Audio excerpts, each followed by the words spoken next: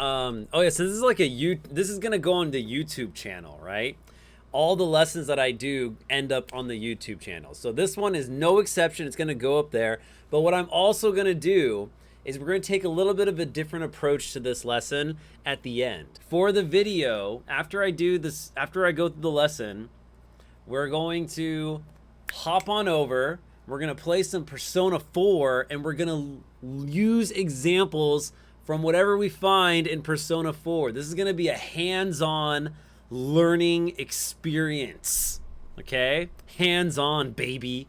So that's what the plan is for today. So, you know, be aware of that. But I'm excited. Yeah. I think this is gonna be fun. It feels good, man. Yeah, it feels good, man, to come out. Okay. Other thing to note, feel free to ask questions throughout this. Please do ask questions. I love when I get asked questions. All right, let's get started. Japanese verb conjugation and overview, part 1. Part 1. We will get into later ones. There will be more parts, I promise. But let's get started. And you can see my cursor. Perfect. Oh, and like last time too, I'm going to be including this slideshow. I will post a link to it in the chat if you want to have access to it. Okay? So let's do some quick review. First things first, let's talk about what a verb is. So a verb is a part of speech that expresses an action or a state of being. For example, I will look at moobles. I'm doing an action, right? I'm doing an action right here. I'm looking at moobles. However, this verb look can also express a state of being as well, right? Moobles looks hot, right? I'm expressing Mooble's state, right? I'm making a comment on it, right? Moobles is currently in a state of being hot or being objectified. So anyway, that is Moobles, right? That's verbs though. I mean verbs. That's verbs. They can express an action or a state of being. Now, Japanese sentence structure generally follows subject, object, verb format, but there's some leeway with this because of the particle system, which you can learn more about in my other videos that I made. I got 3 of them going over all sorts of particles. I want to say I ended up doing like 24 particles. So yeah, you can go watch those on Le YouTube's channel. But here's the thing. Verbs always come at the end. There is basically no leeway with that.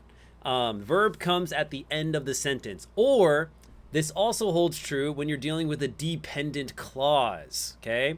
You guys know independent clauses and dependent clauses. Whether it's dependent or independent, the verb will come at the end, okay?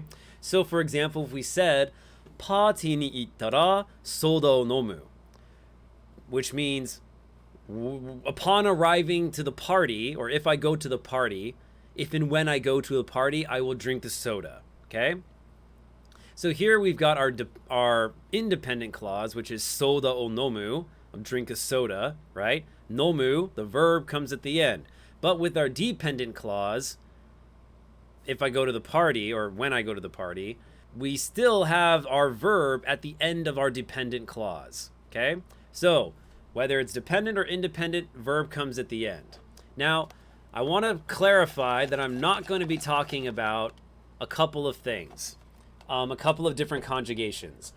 One is passive voice, right? The other one is to force or allow something to happen. And the other one is the ones involving potential or being able to do something, right? Like when we say can jump. So basically, I'm not covering the rareru or the sasaru conjugations for this video because I can make a separate video about that. So more videos. And I wanted to get this out by this deadline, and it was going to be too long. So here we go.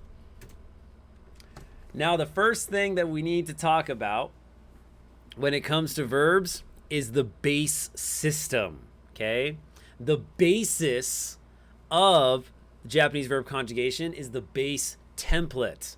Now, there are 7 different bases in total, right? And they're numbered as thus. 1, 2, 3, 4, 5, 6, 7, right? 1, 2, 3, 4, 5, 6, 7.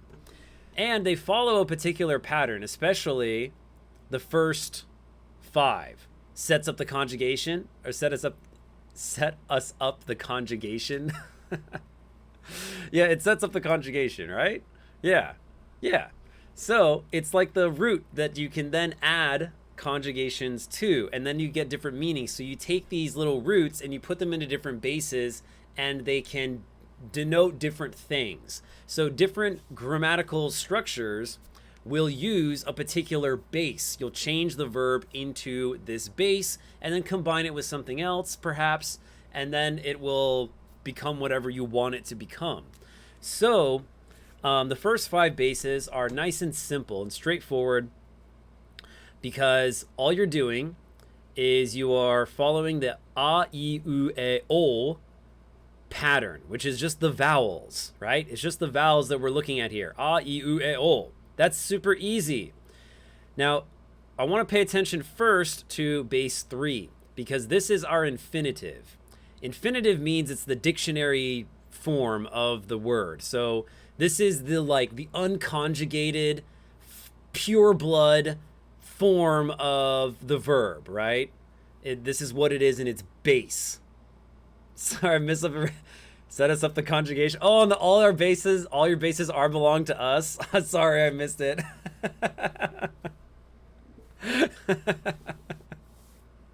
If that's what it was, I hope so. But I'm terrible sometimes when it comes to getting the references, and it always feels badman. I'm sorry. It feels badman for everyone. It feels badman for you. It feels badman for me. It just feels badman. But keep doing them. Okay, so here we go. We've got iku, which means to go. And you might be like, wait a second, Mr. Slippy, why are you using iku? It's not a good one to use. Trust me, I know what you're thinking. I have a plan. So, iku, if we were to put it into base 1, it would just become ika. So we just take the last vowel and we replace it with whatever the corresponding vowel is for the base. So base 1's vowel is a, so we just change the u into an a, ika. Base 2, iki. Base 3 is iku, same as infinitive. Base 4, ike. Base 5, iko. And we do add the little u on the end there. That is important. Make sure you do that. Okay? I know you might just think it should just be the O in itself, but it's not. Okay? And then we've got base te, ite, and then we've got base ta, ita. All right? So, if you have any questions, please feel free. Dozo. Kite kudasai. Okay. This is facting awesome. So, I don't know why I put this. Anyway, let's move on. So, all verbs in Japanese end in an u sound. Super easy, right? Yeah, lol. So, let's get into it. The endings are u, ru, tsu, mu, nu, bu, ku, gu, and su. Okay? 9 of them. These are the only endings that you're going to deal with when it comes to verbs that are just verbs, okay? Uru, tsu, mu, nu, bu, ku, gu, su. Straightforward, right? Super, super easy. So if we have a verb like nomu, then we can put it into different bases like noma, nomi, nomu, nome, nomo, and so on and thus forth, right? But unfortunately, there's a lot more to this, and it gets way more complicated. Not way more, but it's not quite so straightforward, because we actually need to divide verbs up into different categories.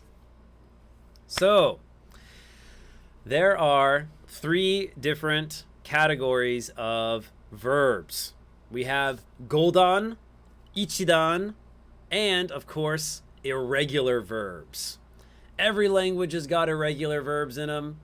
And Japanese is actually surprisingly forgiving on the amount of irregular verbs. If you've ever studied Spanish, there are way more commonly used irregular verbs than in Japanese, I think. And English is like, oh my God. I looked up a list for this of English irregular verbs, and it's like, it's so long. So we don't have to worry too much about irregular verbs, but they are important to go over. So the first thing that we want to talk about are the godan verbs, okay? Godan verbs end in an oo sound, okay? Like all verbs. But they end in an oo sound, and what I mean by that is that they can follow any of these oos. Any of these oo things can be a godan verb. Uru, tsu, mu, nu, bu, ku, gu, su, okay? Any of them. So,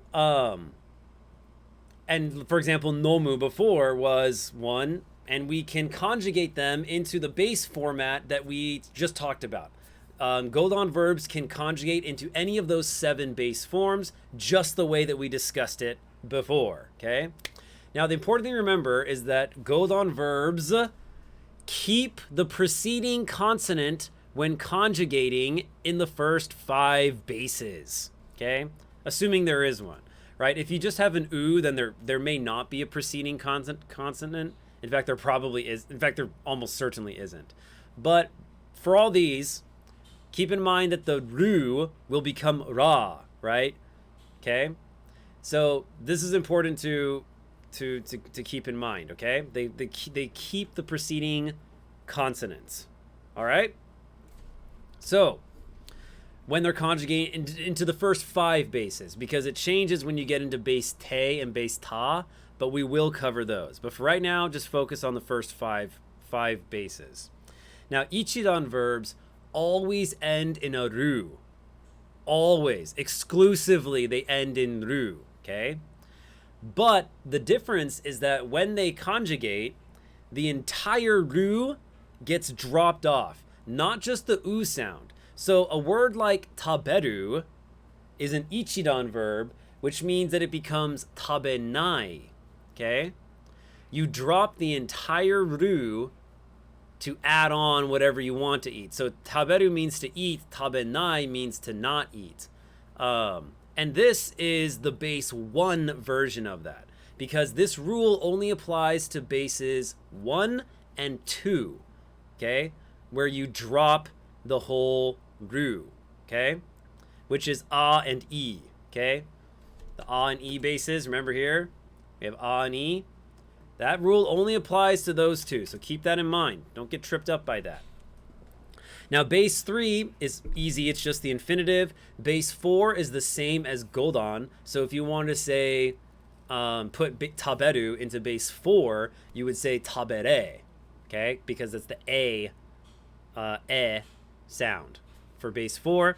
And base 5 does drop the ru, but it's a little bit different than base 1 and 2 because you add a... Well, it's a little bit different than the godan version because you add a yo, okay? Yo, instead of just o, it's yo. So taberu does not become tabeo, it becomes tabeyo. Tabeyo. There's a Y sound in there, and don't you forget it, okay? Now, you might be like, but Mr. Slippy, you prodigious pedagogue. What about, you said that godan verbs can have a ru sound, and so can ichidan verbs always have a ru sound. Well, inquisitive learner, let me teach you. So, the trick is to look at the preceding character. In other words, the root word. Now, if the root word ends in an a, u, or o, then it's godan verb always. It's always a godan verb if it ends in an a, u, or o, okay? If the preceding root word does. For example, wakaru becomes wakari if you put it into base 2. So this is because our word right here, our root before the ru, it ends in an ah sound. So it's godan, okay? Now if it ends with an I or E, then they are usually ichidan. Kind of like taberu, we just looked at that, right? Ichidan verbs. But there are some exceptions. And these exceptions, you just have to memorize, basically. One of the more common ones I decided to pick was shaberu, which means to talk, right?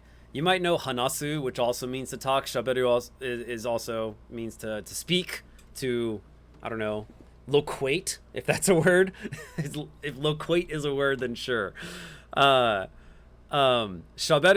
if you put into base 2, becomes shaberi. So it conjugates like a godan verb, even though it looks like an ichidan verb. It's a very sussy verb, right? It's an ichidan, or it's a godan verb, living in ichidan's clothes. You know what I mean? Okay, but let's move on to tater tots. Base te and base ta. We got to talk about these ones too. So, base te and base ta gets a little more complicated than the first 5 bases. Okay, a little more complicated. So, in order to conjugate these, we can divide them, we can think about them as dividing them first into the same 3 groups as before, which are godan, ichidan, and irregular verbs. Okay? But within those verbs, or in those categories, there are a few more different groupings that we can make, which I have outlined for you here. Hopefully you can read this well enough. I couldn't get the text like too much bigger without screwing with formatting and stuff. But yeah, hopefully this is good enough and you can see it. So the first grouping is u, tsu, and ru are all one group. And they conjugate into a te or a ta sound, okay? Bu, mu, and nu conjugate into nde or nda. Obviously, this is the te conjugation, right? And this is the ta conjugation. One ends in an e, one ends in a. Should be pretty freaking obvious. Sorry. So, bu, mu, nu, nde, nda. Ku should go into a ite or ita. Ite, ita. Ite, ita. Okay, for ku. Gu is ide, ida, right? Ide, ida. Su is shte or shta. Right? Shte or shta. Now, before I move on to these ones, I have a helpful little song to remember these conjugations that I learned. And I think our Cash learned it at the same time as I did, so he probably remembers it. But it's to a tune to a song that I don't remember the name of. If anyone remembers the name of this tune, then, you know, let me know, because I don't remember it. The Cash remembers it? Oh, yeah. So here it goes. It goes, utsuru te bumunun de ku ite gu ide. Sushi te are the te and ta bases. Something like that. Do you guys know that song? Bum ba-dum, bum, bum ba-dum, bum. Whatever that song is. And then you can do the same thing with the ta bases. Utsuru ta bumunun da ku ita gu ida. Sushi ta are the te and ta bases. Okay, so commit it to memory. Boom, ba-dum, bum. Okay, utsuru te bumunu de ku ite gu ide sushi te are the te and ta bases. All right. Also, apologies for my singing. So, ichidan verbs. Ichidan verbs were more complicated for the other bases, but for these 2 bases, super simple. Super simple. You just drop the ru and it becomes a te or a ta. But notice the difference between te and te and ta and ta. All right? This has the double T here, right? This little tsu right there means that you have to do what's, I believe it's called a glottal stop. So what this sounds like is, let's take the word, we'll use the ta. So if you have kata, which means like a way or form of doing something, right? Kata. Like if you're, a Demon Slayer fan, you might heard him say like, Kaminari Kokyu, Daiichi Kata, right? Kata. There's no double T there, right? So it's not a little tsu, so it's just straight up kata. But the past tense form of katsu, which means to win, has the little tsu, which means it's not kata, it's katta. Okay? Katta. Katta ze, right? Omae ni katta ze. Right? So, according to the green Bunpo card, it's from the Silver Bells song. That's what it's called, Silver Bells? Oh, I don't even know what song that is. I know the tune. I feel like everybody knows the tune, but I cannot tell you what the actual words are. But there you go, Silver Bells. Go look it up and remember the song, and you have the lyrics now. I just gave them to you. I wrote out the lyrics right there for the most part. So make sure that when you're doing the ta, when you're doing these ta's and ta's, these conjugations, that you are including the glottal stop, okay? Katta, not kata, katta. Okay, now we're gonna have our first little dosing of irregular verbs.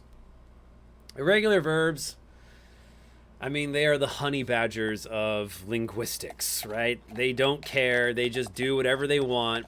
Now, I've included some irregular verbs and irregular forms of verbs that I've cherry-picked because they're very, very common.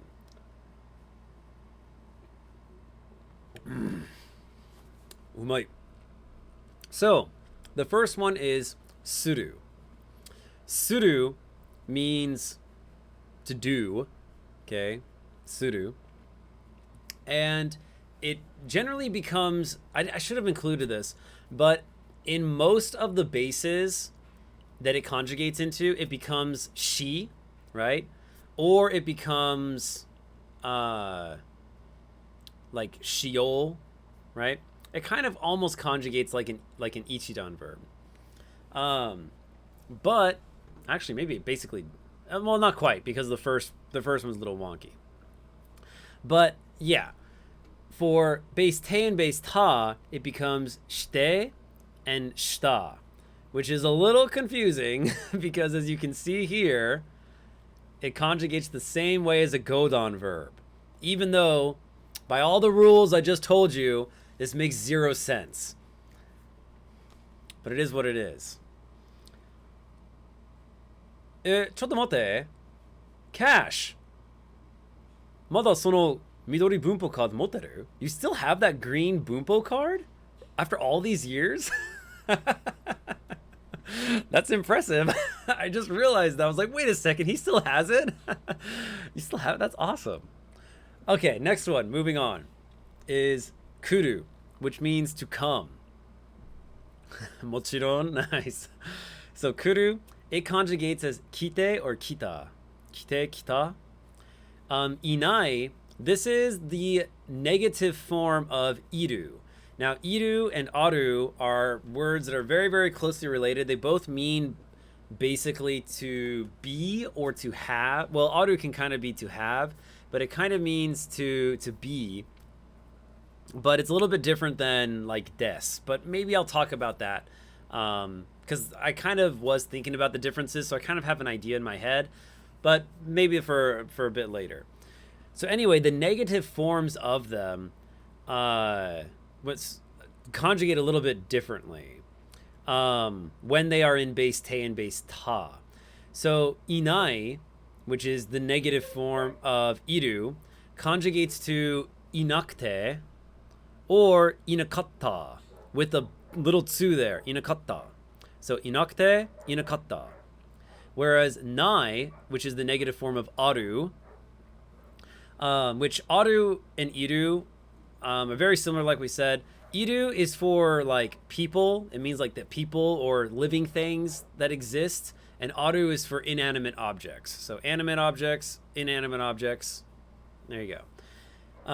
And nai is the negation of aru, and it conjugates as nakte or nakatta in base te and base ta. All right? You can send a pic to the Discord. Not sure how good it'll look, but yeah, that'd be awesome because the green Bunpo card that we got has so much information on it. It's really, really, really handy, especially if you understand, like, this lesson combined with the green Bunpo card, you can do a lot. You can do a lot. You can make a lot of sentences using those two resources because you'll understand how bases work from this lesson, and you can have all sorts of really, really great different grammatical structures from that card. It's really, really good. So join my Discord. Nice, Cash. Nice synergy there for promotion. All right. It's verbin time. So, topical reference there. So, verbs in many languages are all about conjugations. And for basic conversations and basic conjugations, Japanese is relatively simple if we just want to talk about past, present, or affirmative or negative, right? So if you so all we have to really worry about, wait, so yeah, did I freeze? Okay, so anyway, all we have to really worry about is present and past and affirmative and negative, okay? And I have here formal and informal, because that's something that's also very important with Japanese, is that Japanese has a formal way of conjugating verbs and an informal way. And the formal way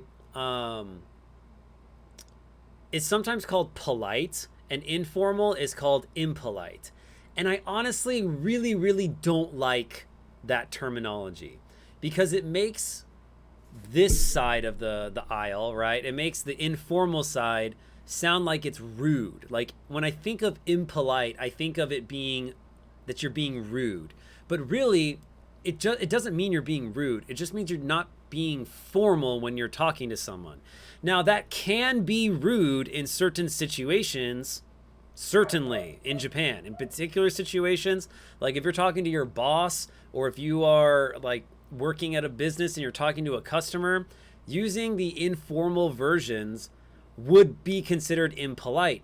But if you're just talking with your friends, like people are close to you, then it's actually much better to talk more casually with them.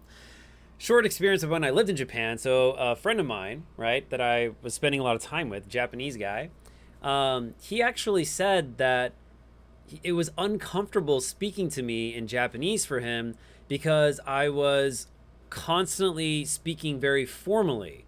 And I was speaking very politely to him. And I remember exactly the phrase that he used. He said, "Shaberikata ga omoi," right? Which means the way that you're talking is heavy, right? It feels heavy when you're speaking so polite all the time. And it made him actually uncomfortable. So he asked me to speak less formally so that, you know, he didn't feel as much pressure, I guess. So it's kind of an interesting little like cultural difference and dynamic that I was totally unaware of until he taught me, right? So just keep that in mind, that when we say informal, or if you're seeing in your studies that it's labeled as impolite, that that term can be a little bit misleading because it doesn't mean that you're being rude when you're speaking less formally. And we see it all the time in Persona 4 actually. And in all the games we've played, they usually talk pretty casually to one another. So anyway, moving on. So we have a formal version and an informal version. I am going to teach you the formal version because the formal version is useful, especially if you're going to Japan and you're meeting someone for the first time, especially if they're older than you. Like if they look older than you, I would definitely say start off formal, right? Start off a little bit formal. You don't want to take any chances. Now, if you're obviously not Japanese looking, they will forgive you if you are informal. But we want to try to be, respectful of culture and all that. So I'd recommend erring on the side of caution and speaking more formally. Okay? So we've got affirmative and negative. Now, this chart should make sense to you now that you have learned what you've learned. Base 2 plus mas. So if we take a word like iku, we turn to base 2, becomes iki, and we add mas on the end, masu. But the u is oftentimes, they just mas. Ikimasu. They just ikimasu. Now, sometimes they will say ikimasu, right? For a certain effect or flavor, right? But maybe they want to emphasize yes, I'm going, ikimasu, type of thing. But ikimasu, the s sound at the end is perfectly fine. And if we want to negate that, it's base 2 plus masen, so ikimasen. Okay, so ikimasu, I will go, or I go. Ikimasen, I will not go, or I do not go. Then past tense, base 2 plus mashita, so ikimashita. Okay, I went. To negate it, this was kind of long. Ikimasen deshita. Ikimasen deshita. Right? I did not go. Moving on now to informal version of this with the present affirmative, right? We just keep it in the infinitive version. Iku. Straightforward, simple.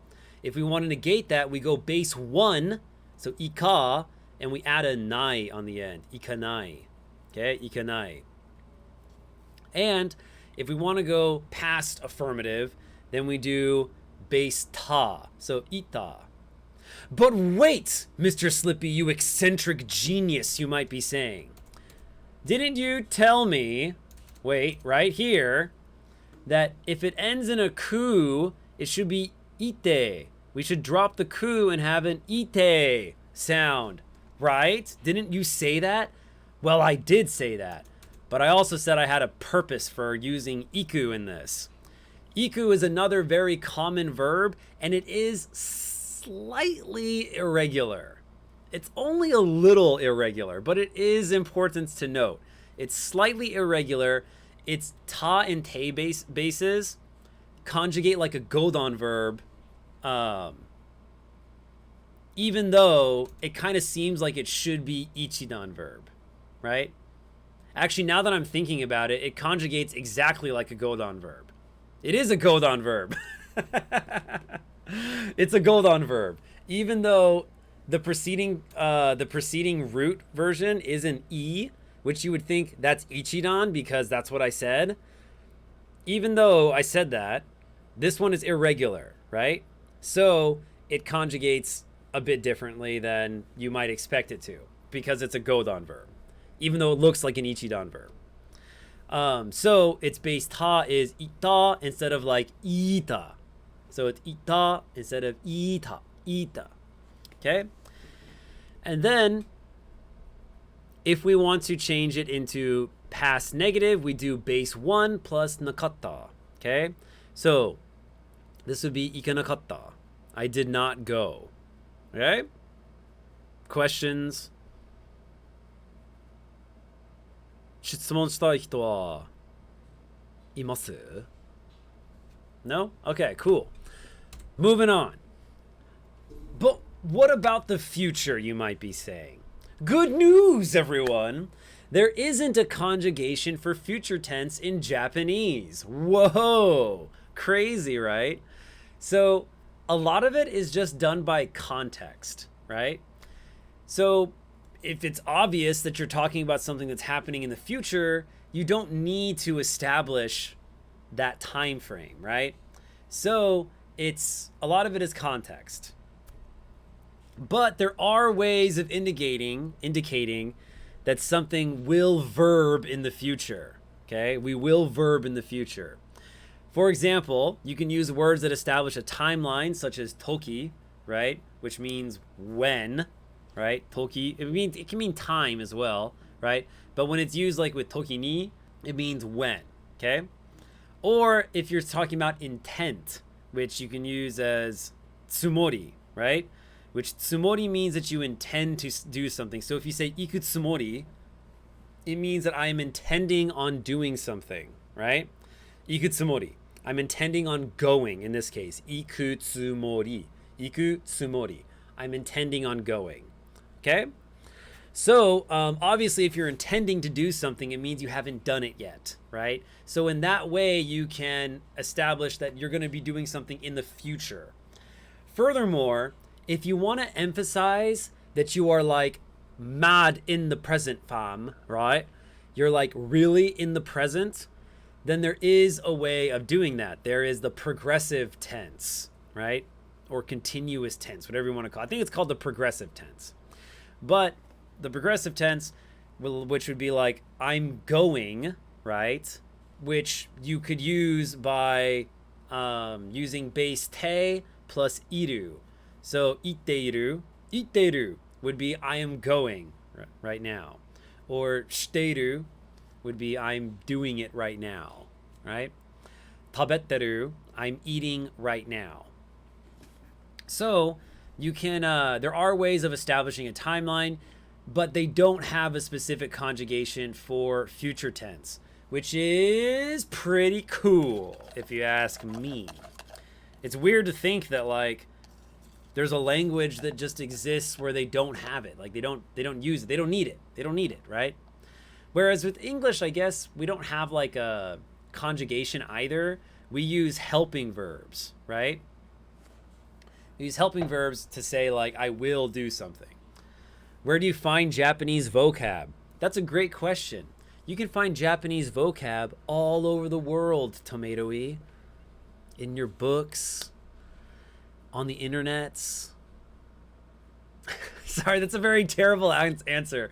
But I'd recommend actually, honestly, just the internet. You can probably, you can search up dictionaries that have the the characters, the words that are ordered by frequency of use, right? So by doing that, you can find the more commonly used vocabulary. So, and that way you can figure out like the more important ones that you need to know and prioritize those. It's sort of like teaching people who are learning English how to say the word eat, right? Because eat is a very important verb to know how to do versus like, I don't know, transubstantiate, right? Which is less useful. So you can find dictionaries that have those ordered lists, and that's probably where, you know, it's a pretty good idea to start off with. But then also just through, you know, exposure, right? If you watch anime, or if you watch anime, then just try to pick out words, especially if you hear someone like say a word and they're just saying that one word, like they're shouting it or something. Then you can, like if they say tasukete, right? Tasukete. Well, you can think like, oh, tasukete. Now that you know about bases, you can be like, the te on the end means that this is a tasukete, means it's a verb probably, right? So what verb would it be? Well, we know that tasukete, when it just has the te on the end, is going to be an ichidan verb, and ichidan verbs always end in ru. So you can know that that word is probably tasukeru, and then you can think, okay, let me go look up tasukeru, right? So understanding how the verbs conjugate is a very useful tool to knowing how to look up words as you hear them, right? Because if you don't understand how the conjugations work, it's going to be harder for you to find them in dictionaries, right? It's much easier when you can use the infinitive version. And so if you know how to go from the infinitive to the bases, or from the bases back to the infinitive, then you have a very useful tool at your disposal to learn new verbs in particular. But yeah, I think those are useful places to start. So, klasu. Examples. Who needs them? We're going to learn from Persona 4, baby. That's the plan for today. Don't forget to like and subscribe. Smash that bell. You know? So we left off at a point where we are actually on our way to getting the good ending. Third time's the charm. This is a strawberry mochi. Turn this into a mukbang. You want a mukbang? Oh, hey, listen up. So here we're saying that we are tired, right? とても疲れている。疲れる means to be tired. And this, in the chat, what base is this in? 疲れている。疲れて plus いる。疲れている。It's in base te. And what kind of verb is it? Is it ichidan verb? Is it a godan verb? Is it irregular? That's right, chat. Who didn't respond? It's ichidan. You guys are great. Keep it up. 今日はもう部屋に戻って休もう. Oh my god, there's so much opportunities to learn here. Modoru became modotte. The te with the little tsu means, which should it be? I feel like a teacher again. Except there's always a Hermione in the class that wants to answer. Oh, you have the slideshow at your disposal, Tomatoey. You know what it should be. Some of us are busy baking cream puffs. No time to respond. All right, fine, whatever. And then yasumu became yasumo, meaning that it's also a godan verb. Godan, yay! Cash, what's up? Except Cash is at least as fluent in Japanese as I am, so. ここは Oh no, we have to talk to this big-nosed asshole. He's gonna say really hard Japanese. Yokoso. I like how this guy talks though. Yokoso. Suibun to hisashi desu na. So he says it's been a long time. Hisashi. Hisashiburi means long time. Zuibun means very long time. Kekko means like, well, it can mean like pretty, like, or like quite a bit. But in this case, I think he's meaning like, wow, you can really mystery. Also, he said yuku instead of iku. That's just an archaic way of saying iku. Don't worry about it. Koyoi. This evening or tonight. Why didn't he just say that? Why didn't he just say that? Why do you have to be all hard? Why is he hard? Psh, I'm not that hard. Margaret. The fell omen. Kiki oboe means like you've heard and you remember it. So it's like a familiar voice is like resonating within our mind. Nori. Okay, yeah, our mind. What's it say?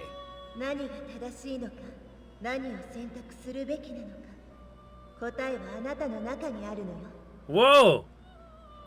The succubus was in our mind the whole time? I mean, she's been in my mind.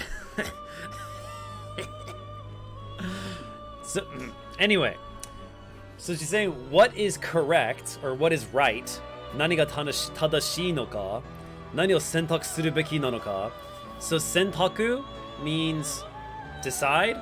Oh, one thing I should have talked about probably is that if you want to take a verb or a word that's a noun, a lot of words that are nouns, you can change them into a verb by just adding suru afterwards. Suru, which means to do. So sentaku means a choice, right? Or a decision. So sentaku suru means to choose. Really, really easy. Just take a noun, add suru on the end of it. It's now a verb. It's a pretty sick way of doing things. To be honest, it's pretty awesome. So what should you choose? Kotae wa anata no naka ni aru no yo. The answer, the kotae, is within you. Everyone together. Minna is everyone. De is a particle that you can learn about if you watch my videos. Hey. Look up here. Right? Word of, or kanji of the day. Bam, right there. So, within this fog that we cannot see how to cross, 同じ you something に向かおうとする仲間もお待ちのようだ. Okay. お持ちのようだ. Sorry. So he's saying that like the friends within this fog that we cannot see how to cross, the crossing, friends who are trying to go to the same direction as you, the friends who are looking towards the same goals or same path as you have them, right? You have these friends. 車の動きが止まったようだ. Hey, 止まった? 止まった? Godan or Ichidan?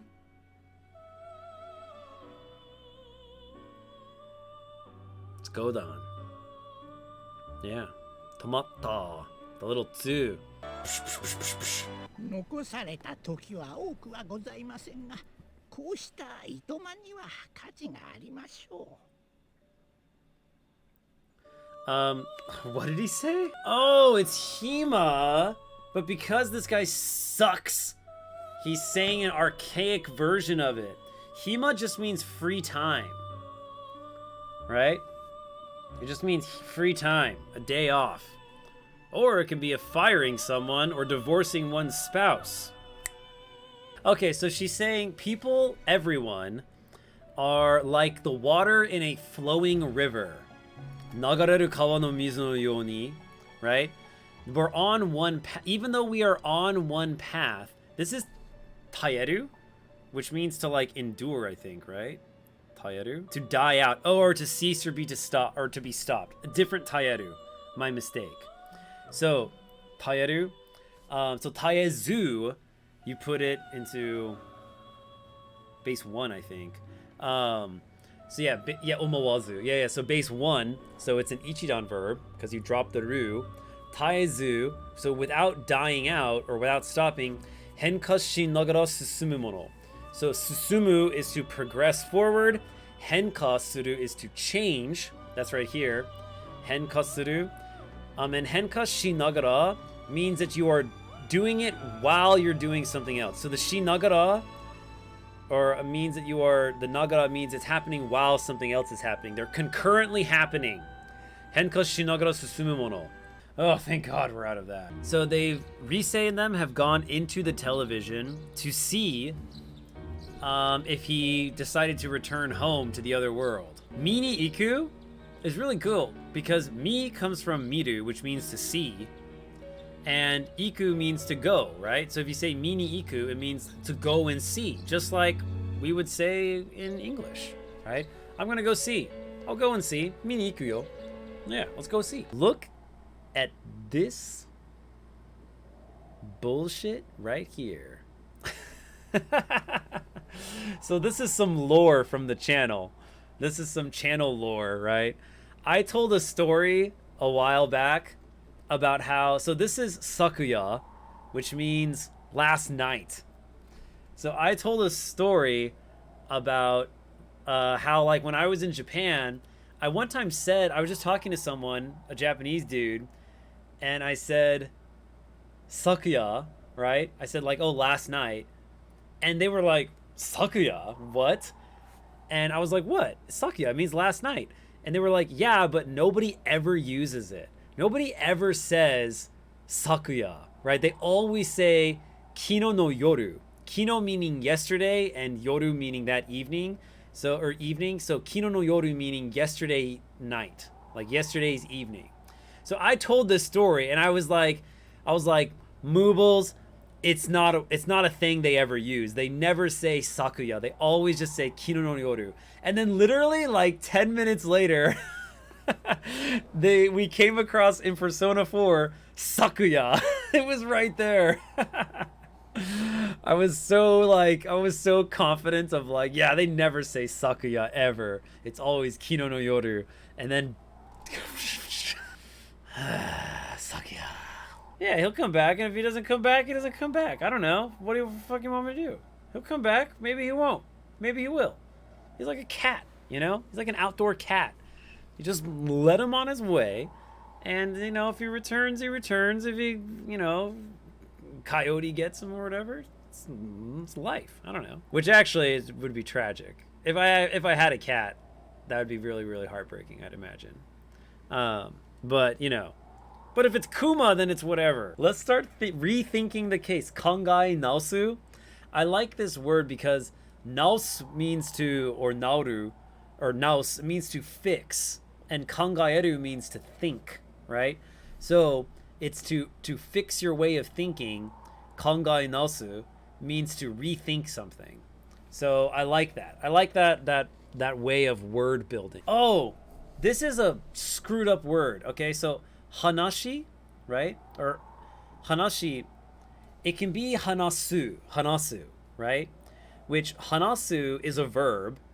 And normally with verbs, when you see them as in their kanji form, they'll have the kanji and then the su, right? The part that gets conjugated into the different bases that we talked about earlier in the stream is usually in hiragana, right? And usually when you would move something into base 2, like changing it from hanasu to hanashi, right? You would see the kanji. But for some reason, when it's acting as a noun, when it's a story instead of like the verb to talk, if you're saying like their story, which is what this means when it's in a noun form, it's like hearing their talk, their story. The she is not there. They get rid of it. They just drop it. It's kind of messed up. So it's hanashi, even though it doesn't really follow the normal rules. So if that guy was normal, and this nara, this if, or this nara means if, but there's different ways of saying if in Japanese. This if means like you're presenting a hypothetical situation. So either we say, it seems that Namatame is doing everything, or we say there's something that we're not understanding. I think that there's something we're not understanding. I think there's something more to this story. And I think that this guy is just a pawn. He's a pawn in the game of chess. Hey, by the way, hey, look. Kanji of the day, tsu. See? Itsume. I don't know what it means though. Oh, wait. This is the counter 4 letters, isn't it? 1 copy. So I think he's saying it's the first one. The first copy. So tsumari means in other words. Tsumori, which we talked about earlier, means like intent. Tsumari means in other words. And he just started drinking the problems away. That's right. Rubbing alcohols for an outside wound, drinking alcohols for an inside wound. He's like, I was stunned. Odoroita. Odoroku.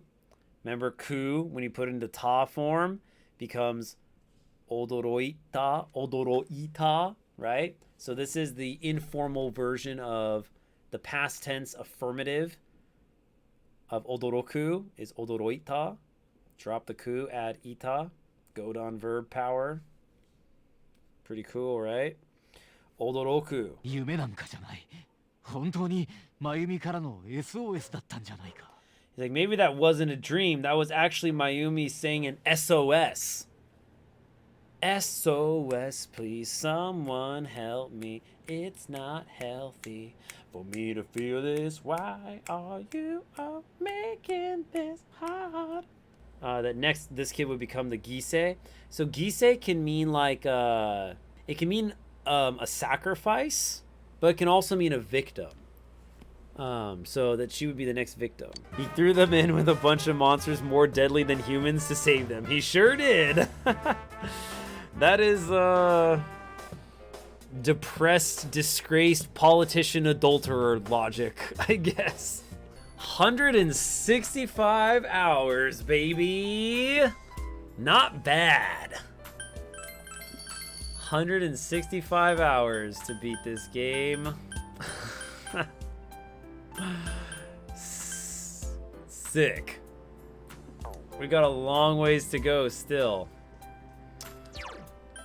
But that's okay. We're learning Japanese while we're doing it. But anyway, thanks for joining, and I will see you next time. Hope you have a great night. Oyasumi!